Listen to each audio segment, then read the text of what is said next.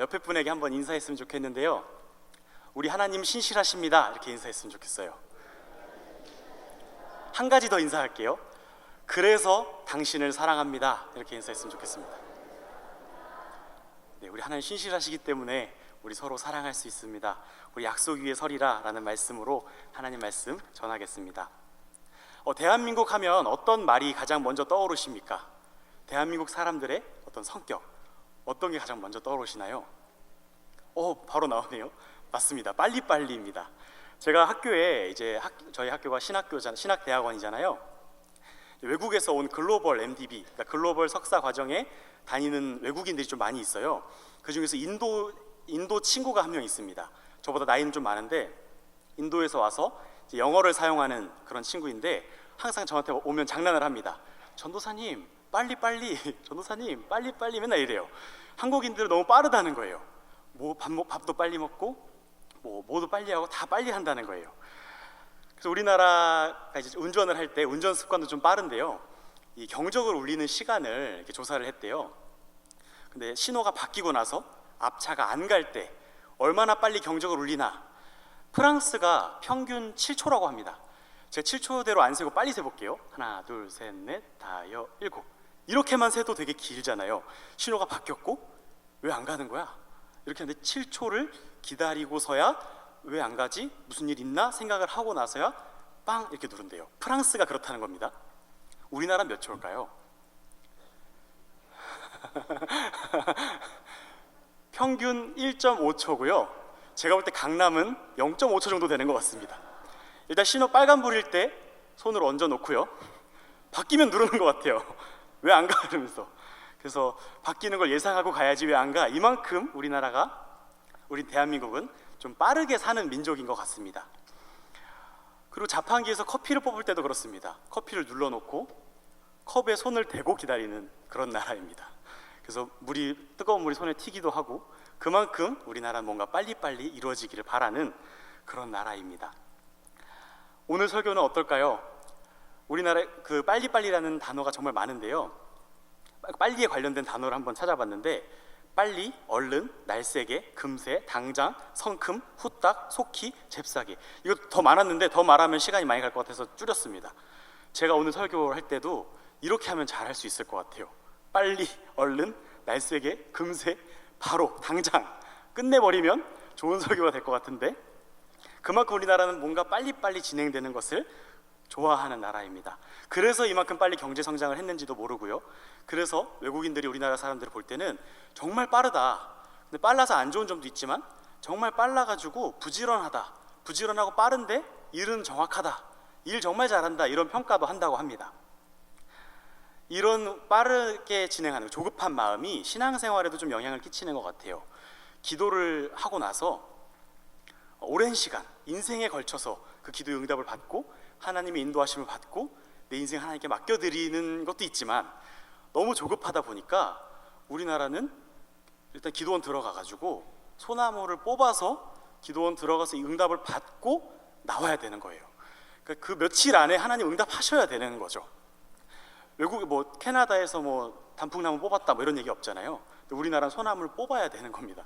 그만큼 간절하게 기도하는 것이기도 하지만 그만큼 빨리빨리가 많은 나라입니다. 오늘 본문에는 한 사람이 등장하는데 이 사람은 한국인 못지않게, 아니 어쩌면 더 한국인보다 더 조급한 마음을 가지고 있는 사람이었던 것 같습니다. 그 사람이 누구일까요? 오늘 성경에 나오는 바로 아브라함입니다. 이 아브라함은 믿음의 조상이라고 불리죠.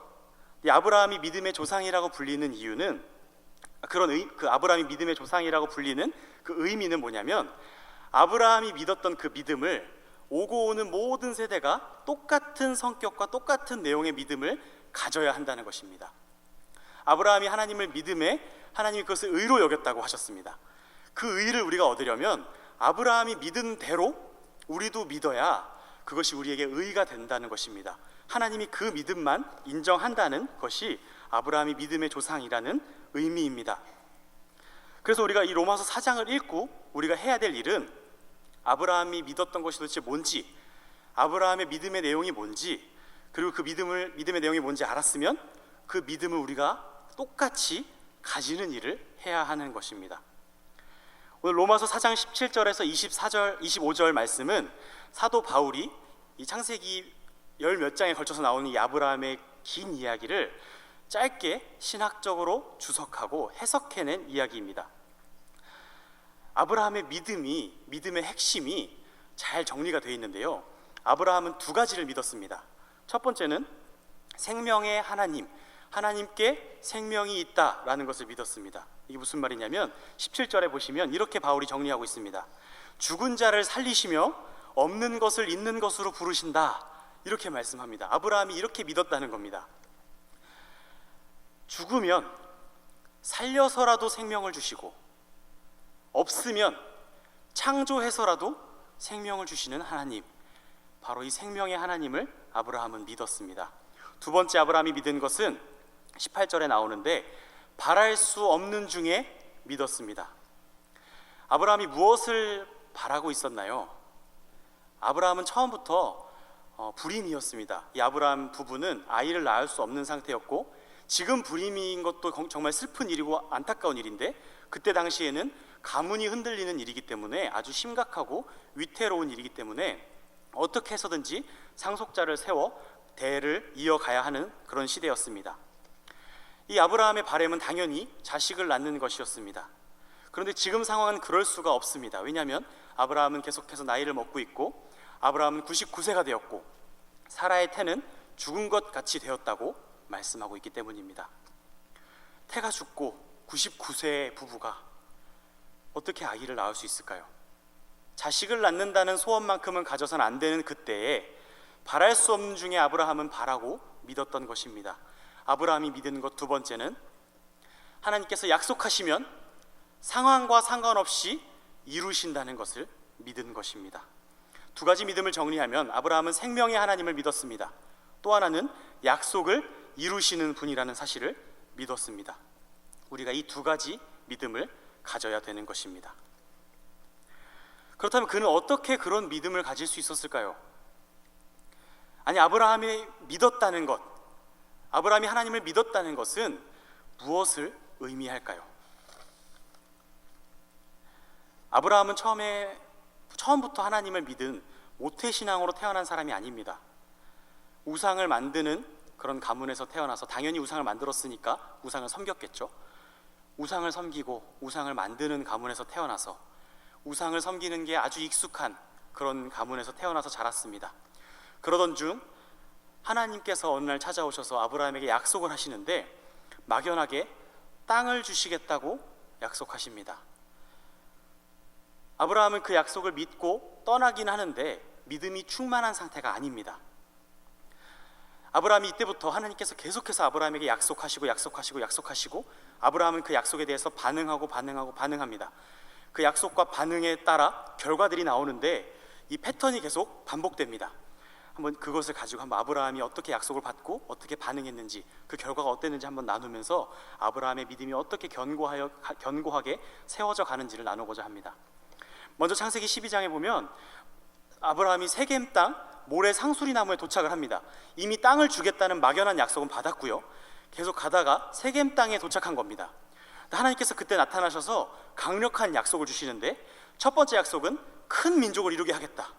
아브라함이 그토록 바라던 자녀를 주시겠다는 약속을 한 것입니다. 그냥 자녀 한두 명 주겠다는 게 아니라 너로 큰 민족을 이루게 하겠다고 약속을 하십니다. 너무 감사하고 기뻤겠죠. 그리고 또 하나 약속을 하시는데 바로 지금 너가 서 있는 이 땅을 너에게 주겠다라고 약속하십니다. 자손과 땅에 대한 약속을 주십니다. 그동안에는 갈 바를 알지 못하고 가다가 하나님이 약속하신 땅이 이곳이구나 라는 것을 알게 된 순간입니다. 처음엔 감사하고 믿었을지 모르겠습니다. 그런데 아브라함의 행동을 보면 조금씩 이상한 행동을 하기 시작합니다. 첫 번째, 아브라함의 잘못된 행동이 나오는데요. 창세기 12장 9절에 보면 점점 남방으로 옮겨갔더라 라고 말씀합니다. 왜 옮겨갔냐면요, 기근이 들었습니다. 그래서 먹을 것이 없어가지고 더 이상 버틸 수 없다고 생각해서 그 세겜 땅에서부터 점점 남쪽으로 이동을 하는데, 그 세겜 땅에서 남쪽으로 이동하면 이집트가 나옵니다. 이집트에는 파라오가 다스리고 있습니다. 근데 아브라함이 무슨 자신감인지 모르겠는데 둘이 되게 눈꼴신 대화를 합니다.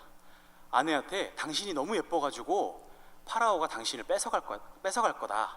그러니까 누이라 하자. 근데 이 아내가, 이 사라가 자기도 자기가 예쁘다고 생각했나 봐요. 그래서 그냥 아무 말 안 하고 받아들입니다. 그래서 그러자 약간 이런 느낌으로 그냥 갑니다. 근데 이게 둘만의 생각이 아니라는 게 밝혀지는 게, 파라오를 만났는데 파라오가 이 사라가 너무 예쁜 걸 보고 실제로 아내로 데려가고 싶어 합니다. 계획했던 대로, 짰던 대로 누이라고 하고 파라오에게 아내를 넘겨줍니다. 그때는 그럴 수도 있겠다, 지금이야 뭐 엄청나게 큰 잘못이지만 그땐 그럴 수도 있겠다 생각해 볼 수도 있는데, 아브라함이 엄청나게 큰 실수를 한 겁니다. 두 가지 잘못을 했는데요. 먼저 첫 번째는, 하나님께서 무슨 약속을 주셨죠? 땅과 자손. 근데 먹을 것이 없다고 일단 그 땅을 버리고 남쪽으로 내려왔습니다. 하나님의 땅에 대한 약속을 저버렸습니다. 두 번째는, 자손을 주시겠다고 했는데 자손이 어떻게 태어나나요? 부부 안에서 태어납니다. 근데 자기 아내를 파라오에게 누이라고 속여 넘겨줘 버립니다. 하나님의 약속이 이루어질 수 없게끔 상황을 만들어 버렸습니다. 하나님의 약속은 온데간데 없고 자기 뜻대로 땅을 버리고 아내를 버려서 땅도 받지 못하고 자손도 받지 못하는 그런 상황을 본인이 만들어 버립니다. 원아웃입니다.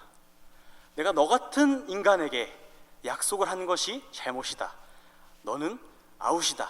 다른 사람에게 약속해서 내 뜻을 이루겠다고 하셔도 할 말이 없는 상황입니다.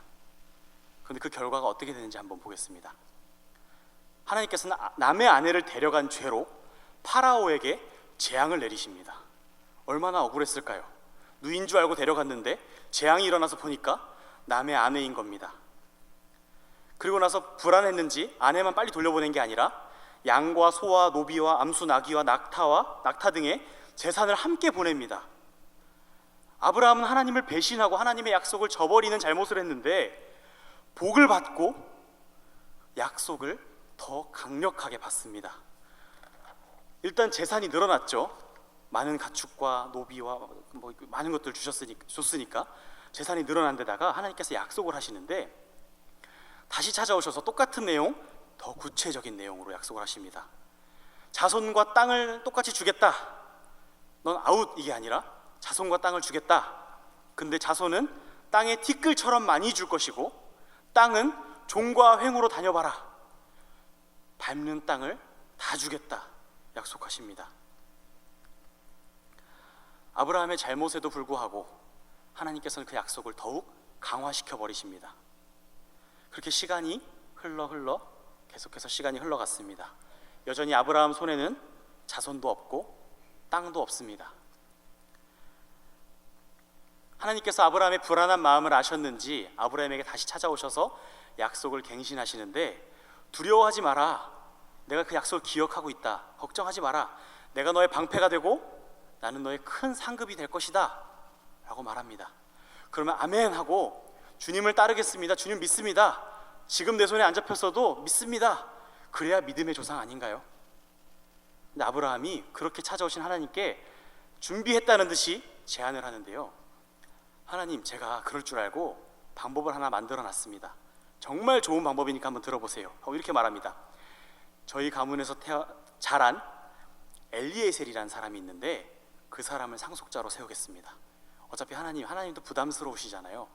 저 지금 99세, 이땐 99세는 아닌데 저 지금 이렇게 나이가 들었고 저 이제 아이 못 낳는 거 아시잖아요. 엘리에셀을 세우면 될 것 같습니다. 하나님의 능력을 이렇게도 무시해버립니다. 하나님께서 말씀하십니다. 아니다.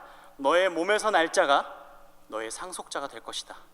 그리고 아브라함이 믿지 못하는 것이 안타까우셨는지 아예 계약식을 열어버리시는데, 아브라함에게 짐승을 쪼개서 두게 하시고, 이 계약식은 잘 아시다시피 이 쪼갠 짐승 사이로 지나가는 사람은 그 약속을 어기면 그 짐승처럼 쪼개져서 죽게 되는 그런 계약입니다. 약속을 안 지키면 죽는 겁니다. 근데 그 짐승을 쪼개놓자 하나님께서 아브라함은 재워버리시고 하나님 혼자 그 짐승 사이로 지나가십니다. 하나님이 이 약속을 철저하게 혼자서 다 책임지시겠다는 그런 선언입니다. 그리고 땅의 범위를 아예 정해져 버리시는데, 애굽 강에서부터 큰 강 유브라데까지, 그곳은 바로 지금의 가나안 땅이죠. 이 성경에 나오는 가나안 땅, 겐 족속, 그니스 족속, 감몬, 헷, 브리스, 르바, 아모리, 가나안, 기르가스, 여부스 족속의 땅, 그곳을 주겠다. 매우 구체적이고 매우 정확한 약속으로 발전시켜 버리십니다. 아브라함이 믿지 못하고 인간적인 생각으로 계획을 세워서 그 계획을 시행하려고 할 때 하나님께서는 그 아브라함을 꾸짖고 투아웃, 내가 너 같은 인간에게 이런 약속을 한 게 잘못이다. 역시 잘못이었구나. 내가 첫 번째 너를 잘라버렸어야 되는데 가 아니라 더 강력한 약속으로, 더 확실한 약속으로 아브라함을 세우십니다. 이렇게 약속은 더 강화되고 이젠 너무나 분명해지고 확실해졌습니다. 땅의 범위까지 나왔고 자손을 주시기로 한 약속도 더 강화됐습니다. 그런데 사라가 꾀를 내서 이렇게 권유합니다. 아브라함 몸에서 나면 되는 건가? 나는 더 이상 자녀를 낳을 수 없으니 내 여종 애굽 사람 하갈에게서, 아마 이 하갈은 파라오가 이 아내를 돌려주면서 이 재물을 줄 때 따라왔던 여인인 것 같습니다. 이 애굽 여인 하갈에게서 자녀를 낳으세요. 아브라함이 우리 하나님은 전능하신 하나님이십니다. 그게 무슨 말입니까? 하고 막았어야 되는데 너무 좋게 여기고 그거 좋네. 그렇게 하고 하갈에게서 아들을 낳아서 이스마엘을 임신하게 됩니다. 사라는 자기가 권유해놓고 하갈이 자신을 임신하지 못한 자신을 무시하자 집안이 난장판이 됩니다. 누군가 한 명은 집안에서 뛰쳐나가야만 해결이 될 만큼 난장판이 되어서 결국 하갈은 쫓겨나고 이 집은 풍비박산 직전까지 갔다가 그렇게 고난을 당하게 됩니다. 결국 하나님의 언약을 제대로 믿지 못하고 또 이렇게 인간적인 방법을 사용하고 말았습니다. 그 결과 아내와 아내의 여종 사이에는 심한 갈등이 생겨버린 겁니다. 이젠 3아웃입니다. 2아웃까지는 봐준다 쳐도 3지는 용서가 안 되는 겁니다. 내가 너 같은 놈에게 약속을 한 내가 잘못이다. 이제는 정말 촛대를 옮기겠다가 아니라 또다시 약속을 하시는데 이젠 정말 아브라함이 99세가 되었습니다. 이스마엘은 자라고 있고 아브라함은 99세가 되고 오늘 본문을 보면 사라의 태는 죽은 것 같다고 합니다. 더 이상 기능을 할 수 없는, 아이를 가지는 게 문제가 아니라 아예 그냥 여성으로서 또 남성으로서 자녀를 가질 수 없는 그런 지경에 이르렀을 때에 하나님께서는 1년 후에 이맘때에 네가 아들을 낳을 것이다 라고 약속하십니다. 이제는 기간까지 더 구체적으로 바뀌었습니다. 코앞으로 약속을 끌어오신 것입니다. 아브라함은 웃습니다. 그리고 나중에 사라도 웃습니다.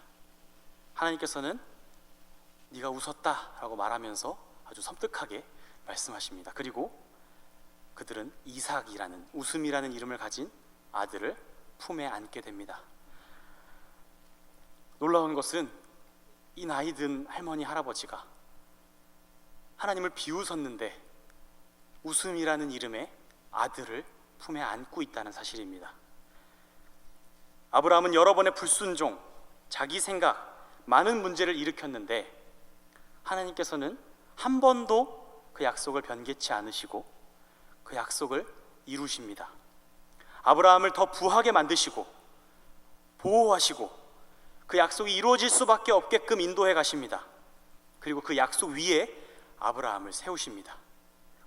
아브라함의 믿음은 아브라함이 하나님을 잘 믿는 그의 믿음을 근거로 하는 것이 아닙니다. 오히려 매 순간 믿지 못하고 인간적인 조바심으로 자기 힘과 지혜로 무엇인가를 해보려다가 하나님의 계획을 다 망쳐버렸을 때 그때마다 아웃한 게 아니라 하나님께서 그 모든 일들을 하나님의 뜻대로 세워가시고 더 확실한 약속으로 하나님은 약속을 이루시는 분이라는 사실을, 바랄 수 없는 중에 바라게끔 만드시는 분이시라는 사실을 아브라함에게 가르친 것입니다. 아브라함, 너의 믿음이 아니라 나의 신실함 때문에 이 약속이 이루어질 것이다 라는 사실을 아브라함에게 가르치신 것입니다. 아브라함은 하나님의 약속을 받았고 그 약속이 어떻게 이루어지는지를 경험을 통해 알게 되었습니다. 그리고 아브라함 자신은 그 약속을 이루시는 하나님을 만족시킬 만한 성실함이나 능력이 자기 자신에게 없다는 것을 알게 되었습니다. 그리고 더 중요한 것은 자격 없고 능력 없고 하나님의 약속을 오히려 저버리고 배신하는 그런 자신을 얼마나 은혜로 덮으시는지, 그런 자신에게 얼마나 복을 주시는지 그 하나님의 사랑을 경험하게 된 것입니다. 생명의 하나님, 그리고 약속을 이루시는 하나님, 그 믿음이 여기서 생겨나게 됐습니다. 그런데 이제 정말로 믿음을 갖게 된 이 순간에 하나님은 마지막 시험을 준비하십니다. 내 아들 이삭을 번제로 바쳐라. 이삭이 없으면 하나님의 약속은 무산됩니다. 그동안 어렵게 쌓아온 이 모든 시간들이 다 무너지는 명령을 하십니다. 그렇게 잘못을 하면서도 용서를 받았고 새로운 약속으로 세워주시고 그렇게 어렵게 믿음이 생겨나고 자라났는데 이제 와서 그 약속의 결과인 이삭을 죽여서 제물로 바치라니. 아브라함은 이 마지막 시험을 어떻게 치렀을까요?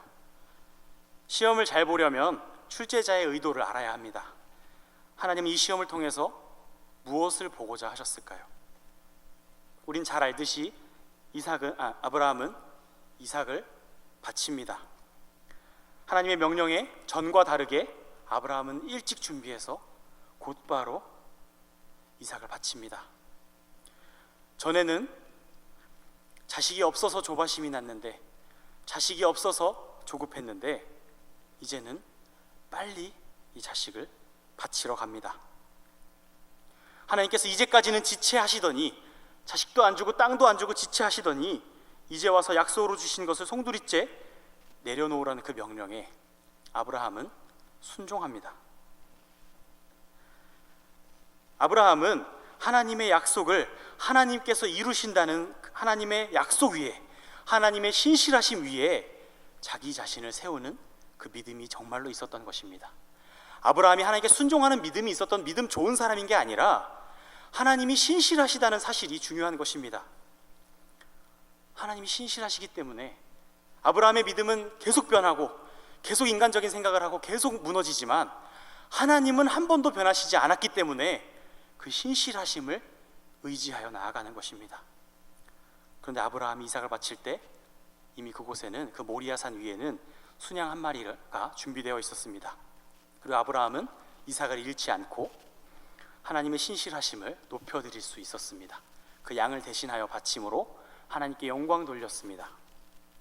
그리고 그 땅의 이름을 여호와 이레라고 말하는데, 여호와 이레가 무슨 뜻인지 혹시 아시죠? 네, 하나님께서, 여호와께서 준비하신다라고 성경에 써 있습니다. 그런데 이 번역이 조금 바뀌어야 될 필요가 있습니다. 하나님께서 준비하신다, 틀린 말은 아닌데요, 준비하신다는 번역을 한 이유는 이 상황에 맞게 심하게 의역을 한 것입니다. 창세기 22장 14절을 한번 띄워주시면 같이 한번 읽어보겠습니다. 시작. 아브라함이 그 땅 이름을 여호와 이레라 하였으므로 오늘까지 사람들이 이르기를 여호와의 산에서 준비되리라 하더라.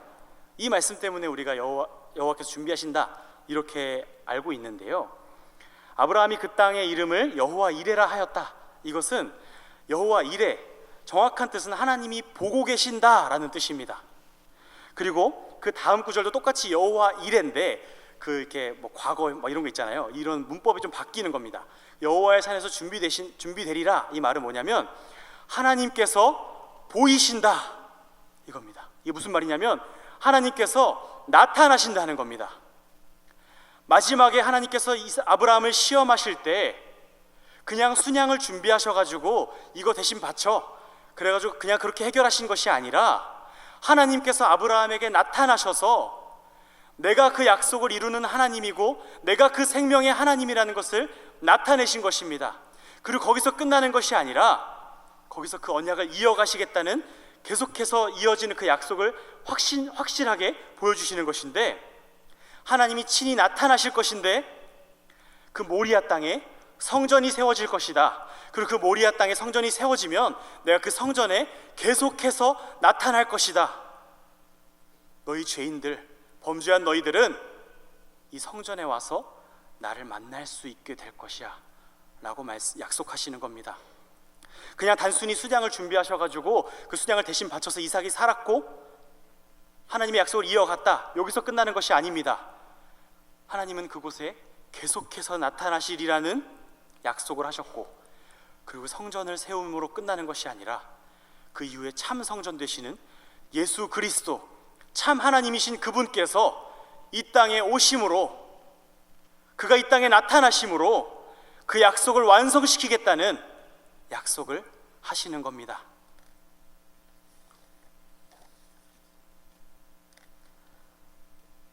신실하신 하나님께서 아담에게 하신 당신의 약속을 이루시기 위해서 친히 이 땅에 오시겠다는 겁니다. 우리는 무엇을 믿어야 할까요? 우리가 하나님을 정말 잘 믿고 살고 있습니까? 저는 설교를 준비하면서 마음에 부담이 많이 됐습니다.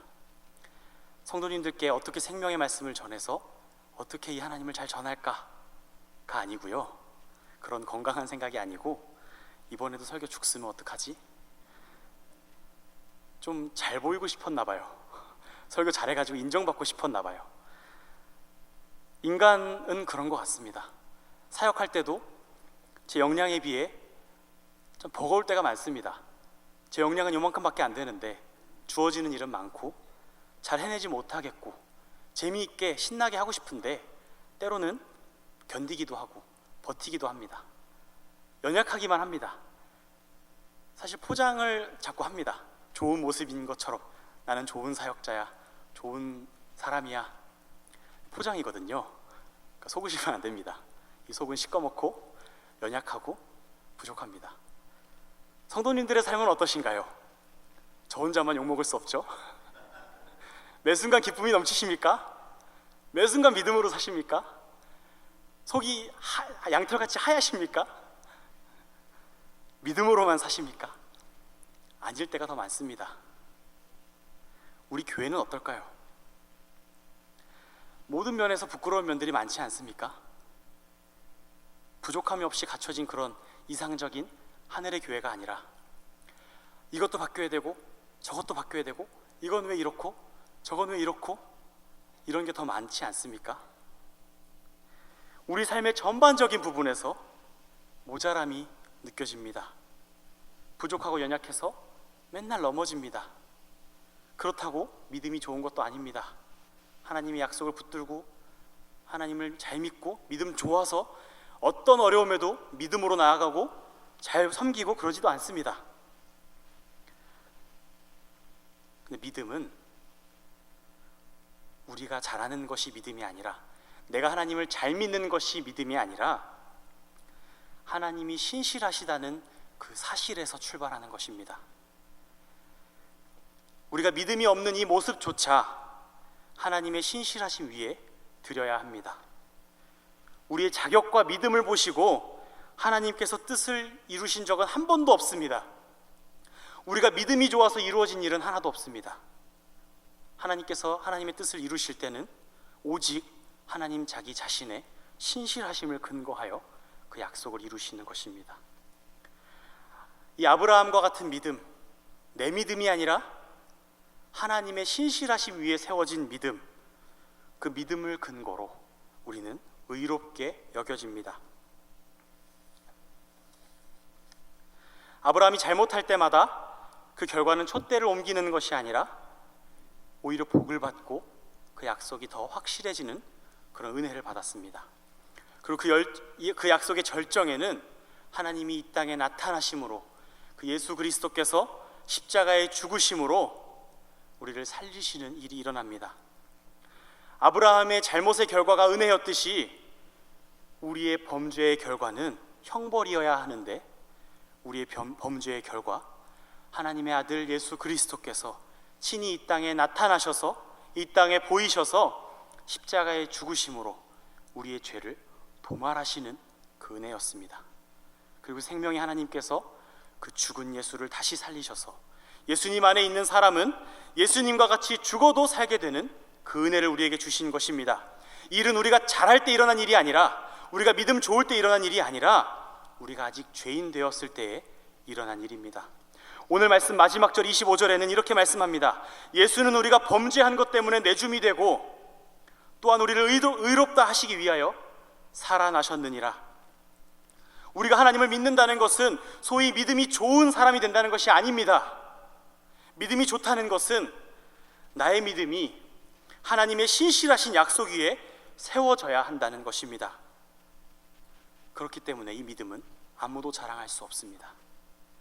우리가 범죄하였을 때 은혜로 받은 것입니다. 하나님과 화평하시기 바랍니다. 그리고 이미 약속하셨고 마지막까지 우리와 함께 하시겠다고 하신 그 약속을 붙들고 인내하셔야 합니다. 소망을 가지고 우리가 소망이 좋아서가 아니라 우리가 소망을 붙드는 그 힘이 좋아서가 아니라 그 소망을 끝내 이루실 마지막 날에 다시 오실 그 주님의 신실하심 때문에 우리는 인내할 수 있습니다. 교회에서 말 대신 기도가 많아졌으면 좋겠습니다. 저부터 실천해야 될 부분인 것 같아요. 그리고 정죄 대신에 사랑이 많았으면 좋겠습니다. 옆에 사람 죄인인 거 하루 이틀입니까? 어느 날부터 시작된 것이 아닙니다. 이미 알고 있는 사실입니다. 옆에 사람이 의인이어서 사랑하는 것이 아니라 하나님이 신실하시기 때문에 우리 모두가 죄인이라서 이룰 수 없는 그것을 하나님의 신실하심으로 이루실 것이기 때문에 우리는 서로 사랑할 수 있습니다. 우리의 모든 삶을, 나의 개인적인 삶과 나의 신앙생활과 모든 관계를 하나님의 신실하심 위에 세우는 우리 모두가 되기를 소원합니다. 우리 이 시간 찬송가 20장 찬송하실 텐데요, 이 찬송을 고른 이유가 있습니다. 제가 어느 날 이 찬송을 혼자 부르고 있는데 갑자기 아브라함의 생각이 났습니다. 한 번도 그렇게 생각해 본 적이 없었는데요, 아브라함이 이삭을 바치려고 하고 결국에 이삭이 아니라 순양을 대신 바치고 났을 때, 만약에 이 찬송이 그때 있었다면 아브라함이 이 찬송을 불렀을 것 같았어요. 그래서 가사를 한번 아브라함의 마음에 빗대어 생각해 보시면서 우리 조용하게 같이 우리 귀에 내 목소리가 들리게끔 한번 같이 찬송했으면 좋겠습니다. 다 같이 이 찬송 부르시고 기도하겠습니다.